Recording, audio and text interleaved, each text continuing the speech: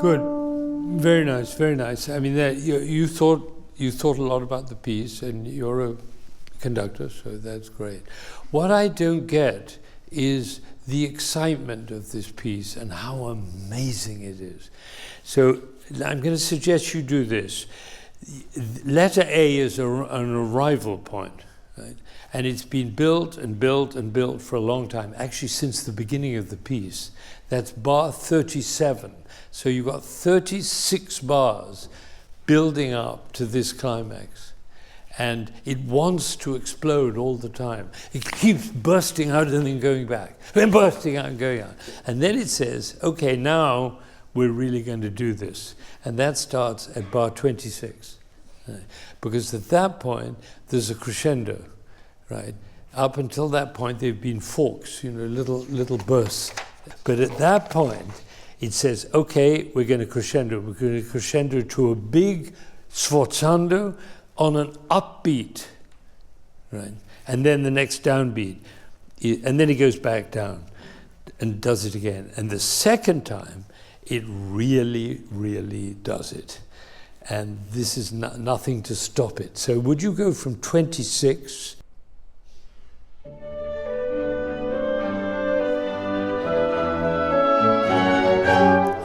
Now,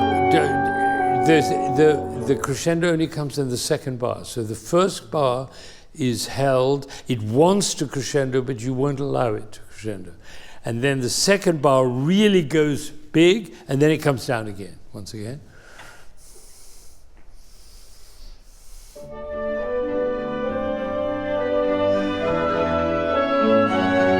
Yeah, it's not convincing. It's not convincing. Let me come again. Start again, from the same place, from there. Oh, you've got it like this. Okay, very good. All right, fine. So here we go. Do it again.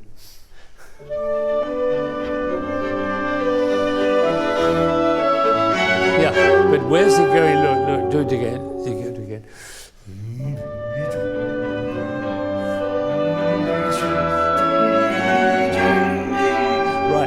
We think, oh, wow, the power, the energy in there. Do it again. Let's do it together. Now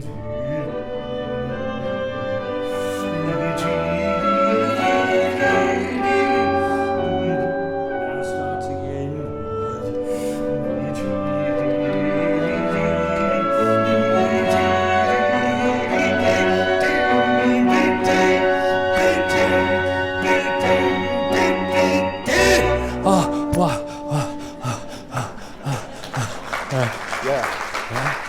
That's Schubert. Schubert is not an easygoing guy. I don't think so. No, right. So you have to remind them, if they don't already know it, and more importantly, the people out there, that Schubert was one of the most dramatic composers who ever lived on this planet. That's your job. Okay. All right. You're a little bit stuck in this. I always say, don't conduct, because that wasn't conducting what I was doing. It was nothing to do with it. All right, should we try one more time? So, let me see, what can we do? Go back to the beginning.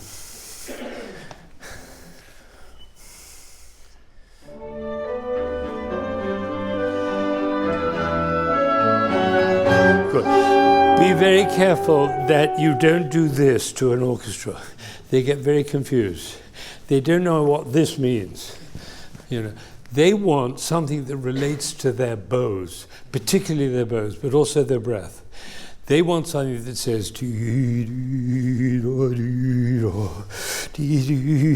they want a sign that gives them the feeling they're pulling a piece of elastic, like this, or not even elastic, something calico, pulling like that. So this is very distracting to players. Okay, so we try. You're doing well. Let's try it again. 26. No, wait. That's that starts piano, right? So it's the beginning. I know what would be better for you is let's go. I don't have any plan here. In other words, I haven't planned anything out. We're just reacting to what's happening. Something that might be useful to you. So I'd like to give you a chance to do the beginning again with some of these ideas that we've been talking about. You're very, very intelligent. I can see, I mean, I already knew that, not from your biography, but from your celeste playing, right? Beautiful. The thing that's in the way of you, for you, is your intelligence.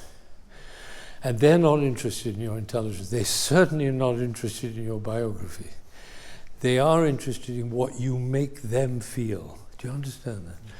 So they're interested, does this person make me feel intense and communicative and passionate and alive and awake? And it's very hard to know how that comes through. So I asked an orchestra player once, how long does it take you before you know that you're going to be happy playing for a conductor? And his answer was 5 seconds before he starts conducting. Right. They've already made up their mind. And it's interesting, isn't it? Because we think we should spend our time studying and learning and in the library and doing our graphs and so on. But actually the most important work we ever do is with ourselves. Right? Let that sink in. That's the only really important work. It's who are we being? Who are we emanating? What do we give out? And if we're having a problem, I always say this, if the eyes aren't shining, ask the question, who am I being? Right. So so for you, your intellect is not in question. Your intelligence is not in question. You could do some work with your hands. But what I say to you is just think a lot about how you're relating to the world. Right. And this is a great opportunity because you're young. I'm 86 tomorrow, right? So these are my last bits of advice. Okay, to spend 86% of your time on yourself and 15% on the rest of it. Probably the wrong calculation is probably wrong. Probably should be a little less, right? Yeah. Okay, I'll take your advice. But that's what they want. They want your musical love and your generosity of spirit. So go from the beginning. Do you see well without your glasses? I can. You can. Would you try to take them off? Sure. Right. Yeah. Just for interest, because just be with them as close as you can in terms of the connection. Right.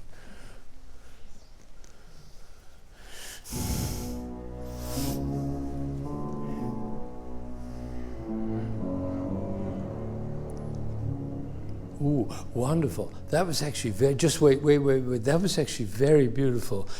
Can you listen as much as you conduct? Listen to them, because they're actually doing something very, very beautiful. Join them.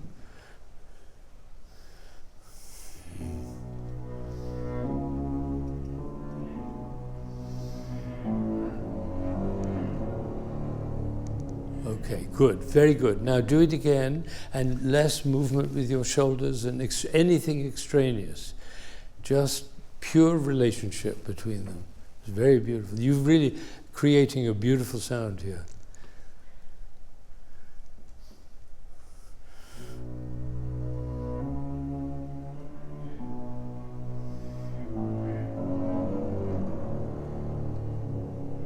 Good. What is the mood of that?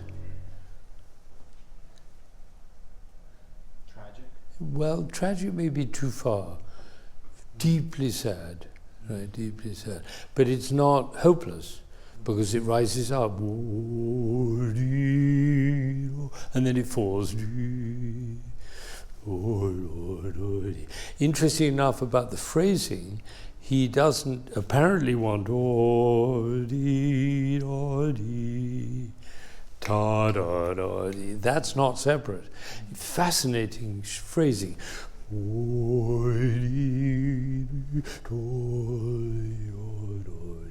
Those three quarter notes belong to the third bar, isn't that interesting? So you actually have to indicate to them that you've thought about it, and then you know what you want, and you want them to do it the way you hear it. All right? So try it again. Lots to think about, isn't there?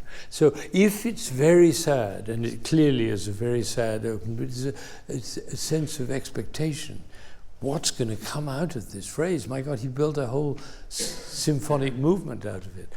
So it's expectation, it's a sense of wonder, and it's deeply sad. And your face remains absolutely uninvolved. Now, should the conductor's face be representative of the music? Well, they shouldn't act it. They shouldn't ham act it. But if you feel those emotions, your face will respond. Right? Automatically. You don't have to do anything. You don't have to turn on or put on a mask. Just the very...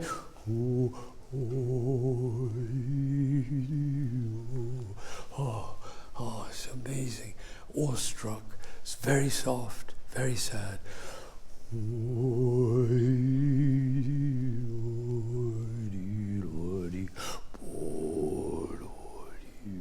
now this F sharp.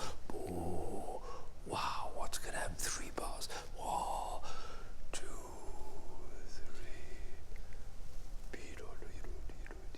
3. And all of that in your body, so that they say, "Oh wow, that's what it's about." Right. Long journey to be a conductor. Long, long journey. Okay, here we go.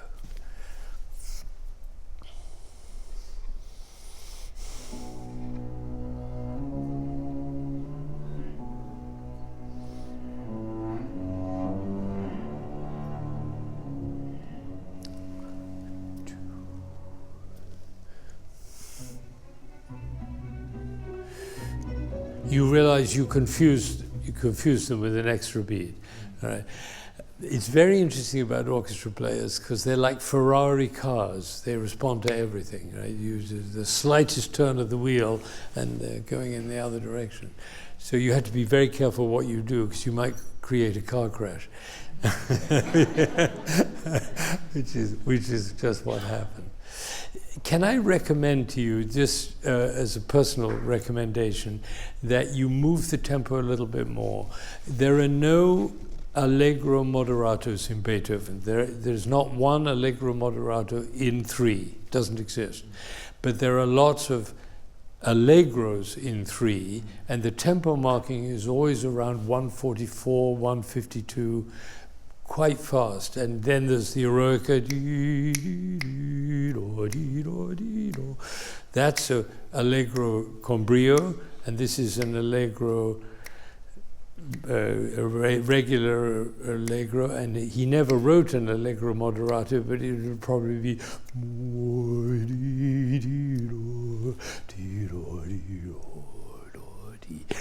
2, 3. Then each bar is a beat in a 4-bar phrase. And that phrase, I'd love to inculcate that thinking into the mind of every musician that I work with, that what we're really dealing with here is beats in a 4-bar phrase, or 5 or 6 bars, whatever it is. So you don't think in 3, you think in 1 all the time. All romantic music is 1 in a bar. I just throw that out, right? Spend the rest of your life thinking about it. But all romantic music is 1 in a bar, because the moment you treat the bar as a beat, you're linking it to the next bar and the next bar and the next bar, and then you have romantic music, by which I include also Beethoven, Mozart, Bach, everybody, right? So it's always that way. So my suggestion is move it a little faster than you think, particularly than you've heard it on the recordings, because all the recordings are in 3, almost all. So think of it in 1, and when in doubt, move it a little faster than you're used to, and you'll see everything becomes easier. Should we try? Dim, pa pum, pa pum, pim, like that. All right, should we try?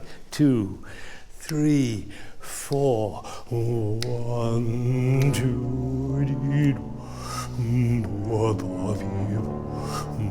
1, 2, 3.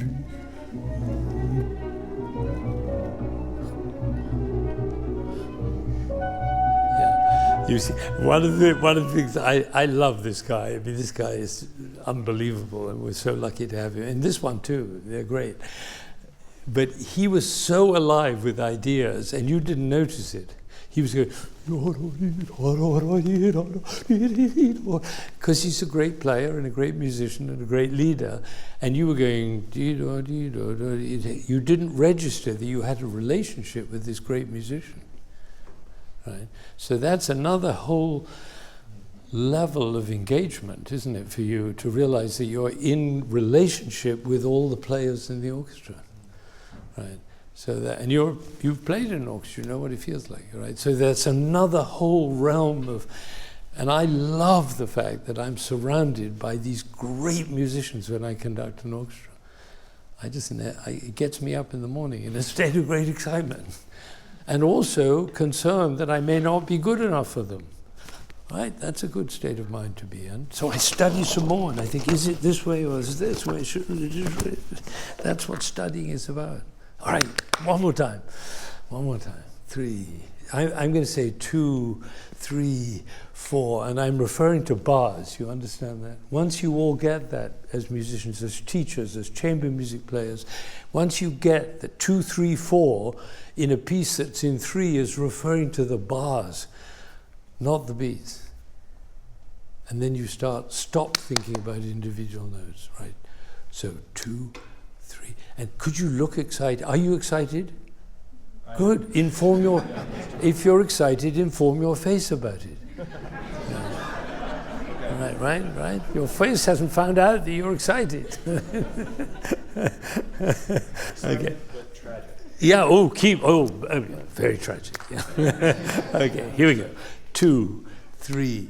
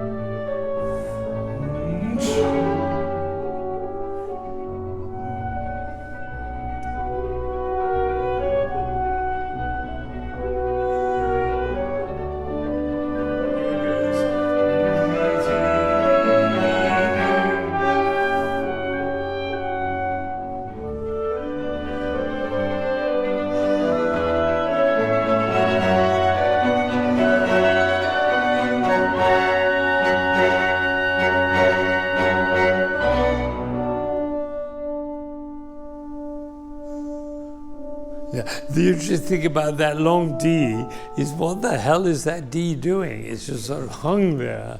Well, the reason is because he's built up so much energy that he is like stepping off a cliff and then watching the person fall to the ground. I mean, it takes a little time. So you haven't built up enough energy to justify that long a D. In order to have a D that long, Schubert has to build up an unbelievable amount of power and energy. And then the D, you don't want to conduct through the D like this. You feel it. 1, 2, 3. And then you say to the orchestra, all right, here we go. Pum, pum, B. All right, so just do from 2 bars before A. And it's forte, and then it's fortissimo, and you know where it goes from fortissimo to treble fortissimo. Schubert didn't have 3 fortissimos. It took Tchaikovsky to use 5 of them, 5 Fs. You know, he wanted to convey the feeling that it was fairly loud. Okay, so 4 before A.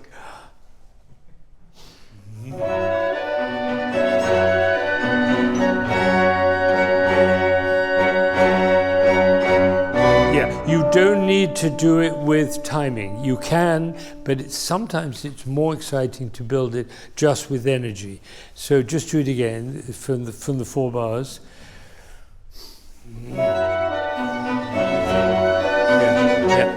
You see, no, it's once, and then another time, and then another time, and another time. Do it once again from there. Sorry.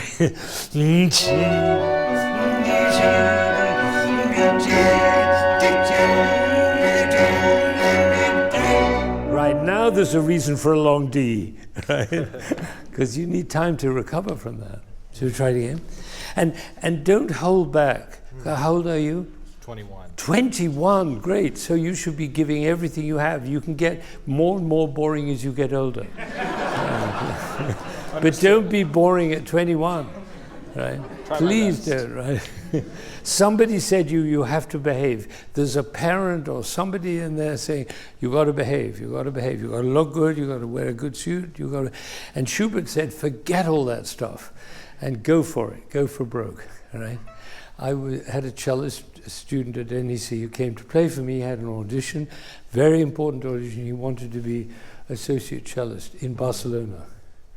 And he came to play at my house. And he played. It was good. Good playing. I said, great, Marius, good cellist. Probably you'll get into the... He wanted to go to be in Barcelona in the orchestra there where he came from. I said, good. He said... I said, I don't think they'll give you that job, because to be in that position, you have to really give everything. You have to go for broke. So I went to the piano and started playing Dvorak. And he went, and in 15 minutes, his hair was all over the place, sweat pouring down. He's going like this. I said, great, terrific, now you got it. And the moment he left that night, we had a little wine and some spaghetti. He was over 21. I said, don't play the first way in the audition, play the second way. He said, I play second way, of course. So he came back 3 weeks later and he said, I said, how did he go? He said, didn't get the job. I said, oh, never mind, you'll have other... No, he said, I've got more story to tell. He said, I was so pissed off. He had this heavy Spanish accent. I was so pissed off, I said, fuck it, he said. He said, I went to another audition for a town called in Valladolid, and I won the job. Twice the salary of the other job. I said, what happened? He said, I play second way. So in the class, I introduced this new concept, beyond the fuck it. Right? All right. And it went everywhere. I talked to a Catholic girls' school in Monterrey, and I told about Beyond the Fuck It. And then the sister Carlotta, who was the headmistress, she wrote me a letter. She said, BTFI has become our school motto. Okay, well, there you go. All right. So take your jacket off. Okay. All right. And let's go for it. We're going to build this crescendo. Really build it, and not really beyond the fuck it. Okay, are you ready? Are you ready? So 34. 34. Here we go.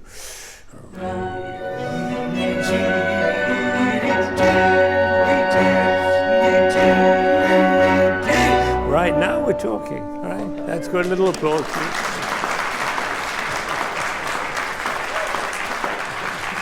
Remember that, and start living your life that way. Will do. Schubert demands everything we have. Schubert, to me, in the end, people always say, who's your favorite composer? They assume I'm going to say Mahler, or Beethoven, or Mozart, or Bach. Yeah, they're all great. Schubert is great. No, I shouldn't.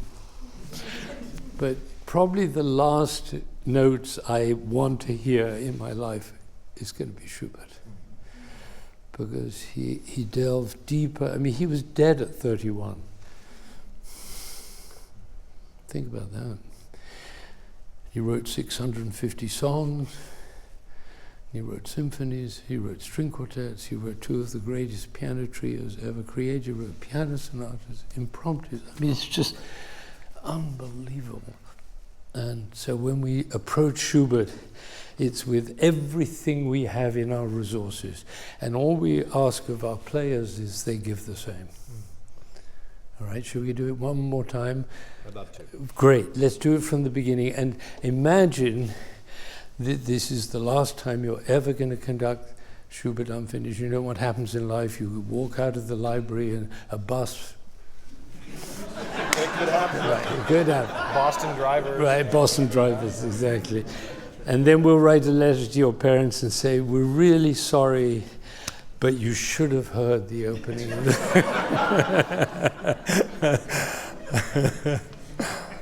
We're just little people. We're nothing compared to these people. Right. Okay, here we go.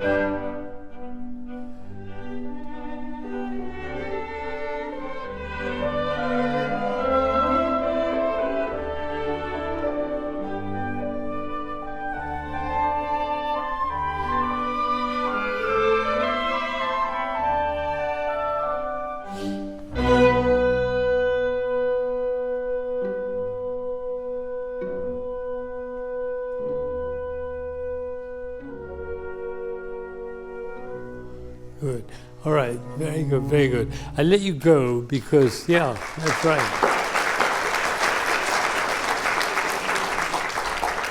Let me tell you what I think they're saying with their applause, which is you were like a bird flying out of a cage, and everyone thinks of themselves, at least in part, as somebody living in a cage.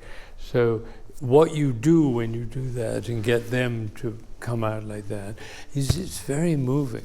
It's moving not just bravo, but it's moving thank you for opening up something that I didn't have access to. So that's part of our role as musicians, is to get inside the mind, the soul, the heart, whatever we want to say, the spirit of the audience, and bring out in the audience those things that have been suppressed or stopped or in some way negated. And you did that just now. It was very beautiful. What I think you would be wise to do, I don't use the word should, I don't know, those of you who've been around me a long time don't hear me say the word should often, if ever.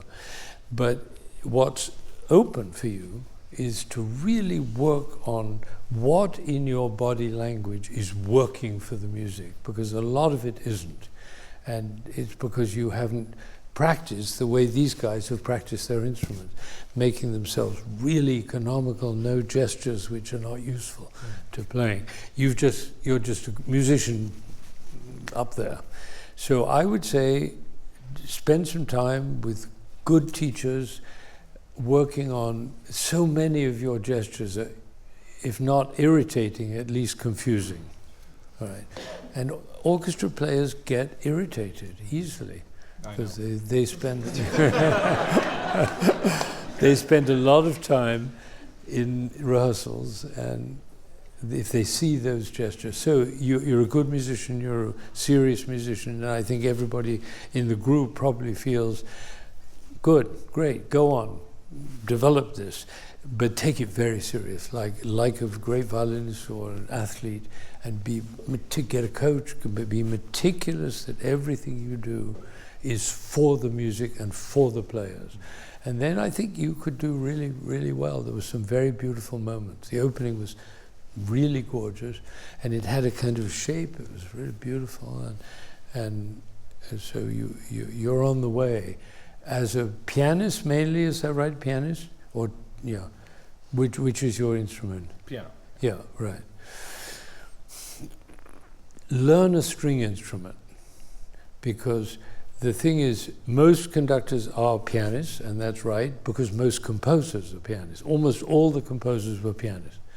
No, I don't mean in modern times, I mean going back in the past. I only know of one, that was Berlioz. He was a guitar player. Did you know that? He played the guitar. But everybody else was a pianist. And usually, Mozart played the violin and the piano, and those are the instruments. And the gestures of a violinist or a cellist are the gestures of the music. And therefore, if you're conducting, and you don't make string player conducting gestures. And that is a deficiency for you, because if you did, you would get that sound out of your string players. And there are 60 string players in an orchestra, and the winds are individualists anyway. And so, so I focus my attention when I'm conducting. I'm a string player up here conducting. And I think they feel that, because I know the length of their bow, and I know when they're going to change, and I know what a slide feels like. If you haven't had that experience, no, then you really need to do that, because we have to be available to the players to give them everything they need to be great, right? Including understanding what they're doing. And if they're alive and giving information, we need to respond to it. Have a guy like this sitting there right beside you. Be in a relationship with him, And this guy, and these two. You don't have to do very much to players of that level. You don't have to. This is nothing to do with music. Right? Eliminate the beats. Right, go for the bar. Well done. Beautiful. Thank you so much. Wonderful.